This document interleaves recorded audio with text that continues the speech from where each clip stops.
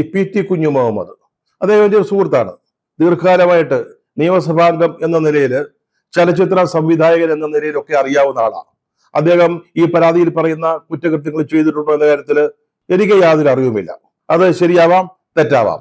പക്ഷേ അദ്ദേഹത്തിനെതിരായിട്ട് പരാതിയുണ്ട്. ആ പരാതി നൽകിയിരിക്കുന്നത് ഒരു ചലച്ചിത്ര പ്രവർത്തക തന്നെയാണ്. ഞാൻ മനസ്സിലാക്കുന്നത് അദ്ദേഹം ചെയർമാനായി ജൂറിയിൽ അംഗമായിരുന്ന ആണെന്നാണ്. അക്കാര്യത്തിൽ ഇതുവരെ ഒരു വ്യക്തത അല്ലെങ്കിൽ ഉറപ്പ് കൈവന്നിട്ടില്ല.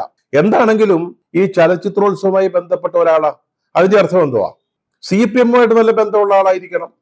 കാരണം അത്തരത്തിലുള്ളവരെ മാത്രമേ ഈ ചലച്ചിത്രോത്സവത്തിന്റെ നടത്തിപ്പുമായി ബന്ധപ്പെട്ട കാര്യങ്ങളിൽ സഹകരിപ്പിക്കാറുള്ളൂ, എന്തെങ്കിലും പങ്കു കൊടുക്കാറുള്ളൂ.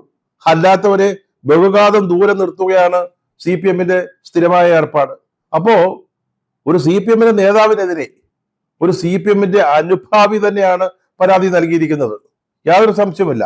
എന്നിട്ടും നടപടികൾ വൈകി. അതാണ് കേരളം ഇപ്പോൾ കണ്ടുകൊണ്ടിരിക്കുന്നത്, മനസ്സിലാക്കിക്കൊണ്ടിരിക്കുകയാണ്.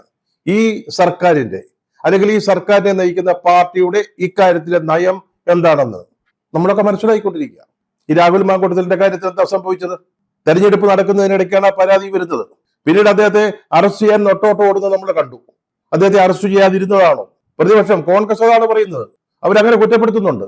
അതായത് ഈ തെരഞ്ഞെടുപ്പിന് 2 ഘട്ട പോളിംഗും കഴിയുന്നത് വരെ ഈ വിഷയം, രാഹുൽ മാങ്കൂട്ടത്തിനെതിരായിട്ടുള്ള ഈ ലൈംഗിക ആരോപണ കേസുകളെ കത്തിച്ചു നിർത്താൻ അല്ലെങ്കിൽ മൂപ്പിച്ചു നിർത്താൻ വേണ്ടി അവർ അറസ്റ്റ് ചെയ്യാതിരിക്കുന്നതാണെന്ന് കോൺഗ്രസിനും മറ്റും പരാതിയുണ്ട്.